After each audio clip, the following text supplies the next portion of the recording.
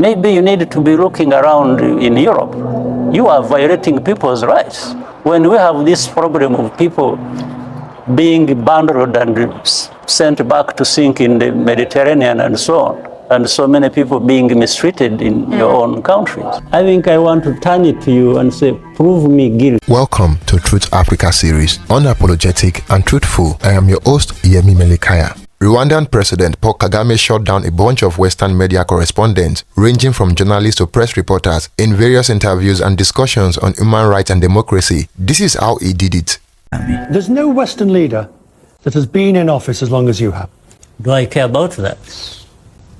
Because a Western leader is a Western leader. Because electorates normally throw people out. The nature of electorates and democracies is that people get tired of it and they move to another person. That is if you are telling me, that everyone has to conform to what the West tells us to do. I'm not one of those people. The Western world is a world on its own. It has many good things that they do. It has many bad things they do. There's no democratically elected leader in a generally accepted democracy that has been in office as long as you. Democracy is not defined by the West. No. If it does, then what happens of the contradictions that happen in the West? Where we find countries in the West, they elect their leaders, and then they turn around and start complaining about the same leaders they have elected. So you are telling me democracy, therefore, has imperfections, whether it is in the West or anywhere else.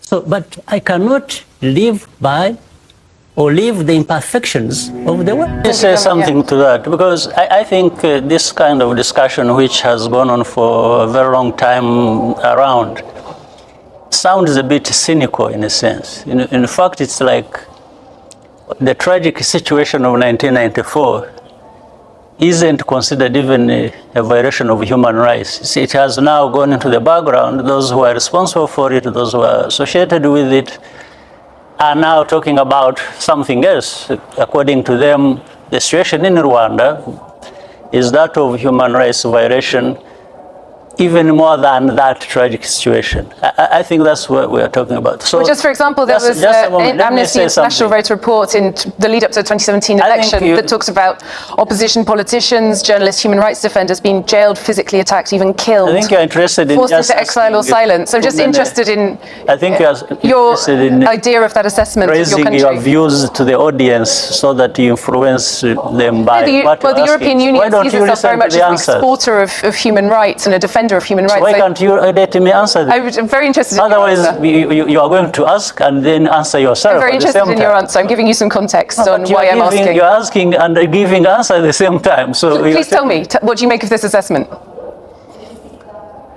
I think it's just ridiculous, because there is nothing like human rights minus these things we are talking about. What we are talking about in terms of development. These are human rights. Development, schools, education, health, and food security. And, when you see now the level of poverty has decreased almost by 60%. So these people, these human beings with improved lives, and participating in that themselves to improve their own lives, gets lost in the whole list you've been spelling out as if, what is in Rwanda is really hell.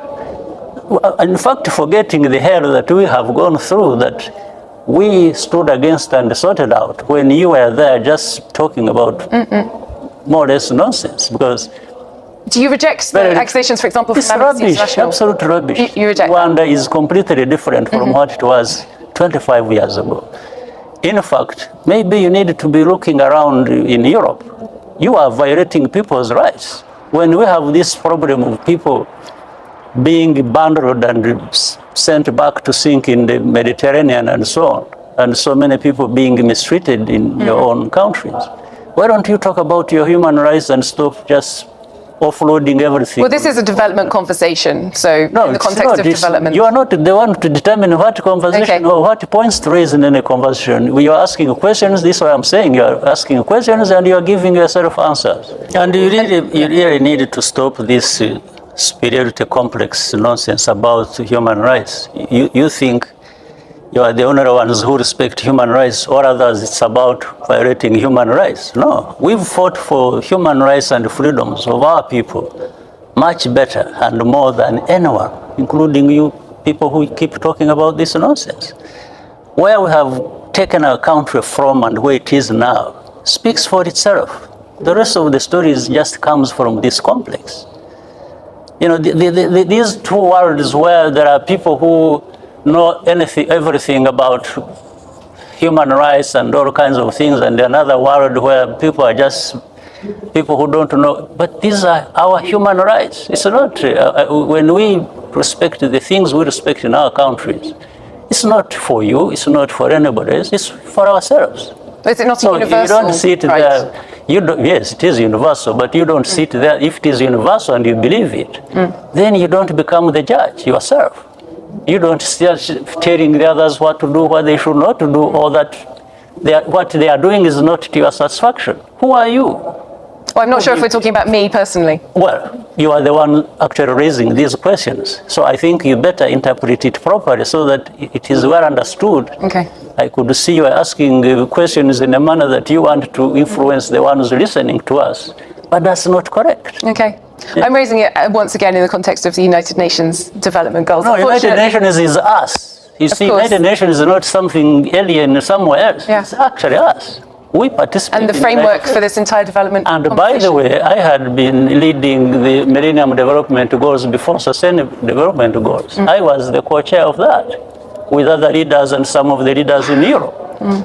So you don't turn around, it's like you want... So you believe that there should be scrutiny on human rights in Europe, in Africa, No, in I all believe countries? that you shouldn't be there belittling Africans or leaders of Africa who are trying to... Oh no, but the conversation about migration is a real conversation about human rights. So you believe that there are valid human rights concerns to be taken into account in this conversation? Even in Europe, not in Africa. Not in Africa? In Europe.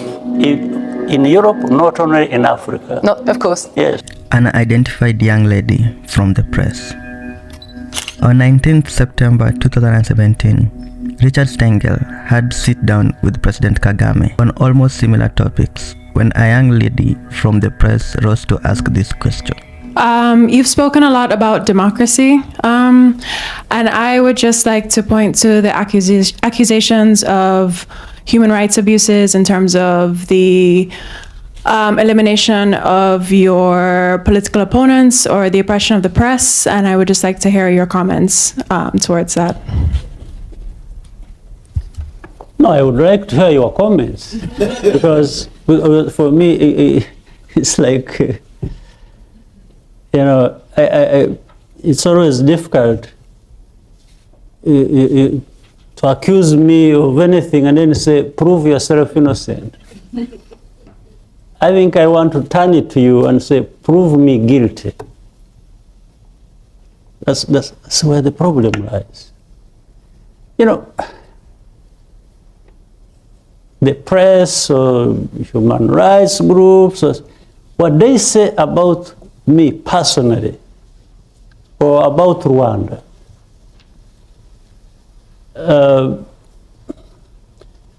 when you are in Rwanda and are dealing with these decent human beings also in Rwanda, and they tell you their own stories,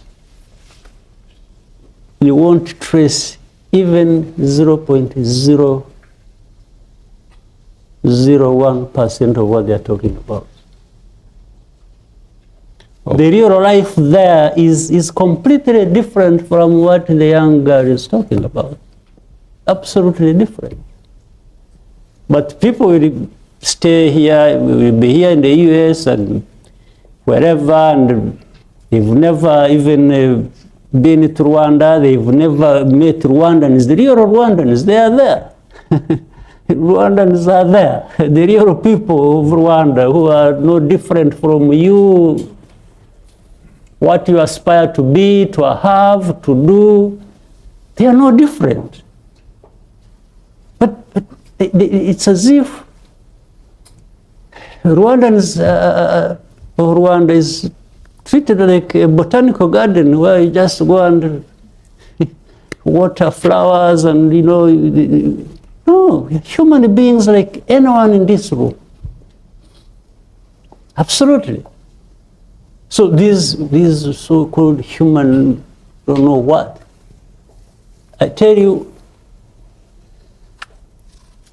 half of my life I've been living in the trenches, not sure of living to the next day. I didn't fight to be the president of my country. Never. It came by accident, I think. So I was fighting for my own rights, which anyone in any human rights organization could not give me, and even now cannot give me or cannot give Rwandans. So it's cynical and absurd that anyone would just be there talking about violations, you know, me as the leader of my own people to be accused of violating their rights. It's just an absurd incident. Paul Kagame, the current president of Rwanda, is a figure known for his leadership, vision, and the remarkable transformation of a nation. Born on October 23, 1957, Kagame has been a central figure in Rwandan politics for decades. Kagame's journey begins with a childhood marked by the tragedy of Rwandan genocide in 1994. The loss of family members during the devastating period had a profound impact on him, shaping his commitment to rebuilding a fractured nation. As a military leader, Kagame played a crucial role in bringing an end to the genocide and establishing stability in Rwanda. In 2000, he assumed the presidency and has since been credited with steering the country toward progress, economic development, and reconciliation. Under Kagame's leadership, Rwanda has witnessed impressive economic growth and social development. The country has made strides in areas such as healthcare, education, and technology, earning it the nickname the Singapore of Africa. However, Kagame's leadership has not been without controversy. Critics point to concerns related to political repression, freedom of the press, and human rights. Balancing the need for stability with democratic principle has been a delicate challenge. Beyond Rwanda's borders, Kagame has been an influential figure in regional politics. Contributing to peacekeeping efforts and diplomatic initiatives, his influence extends to continental and global platforms, making him a key player in African politics. As we reflect on Kagame's leadership, it is essential to consider the complexity of his legacy. And there you have it, guys.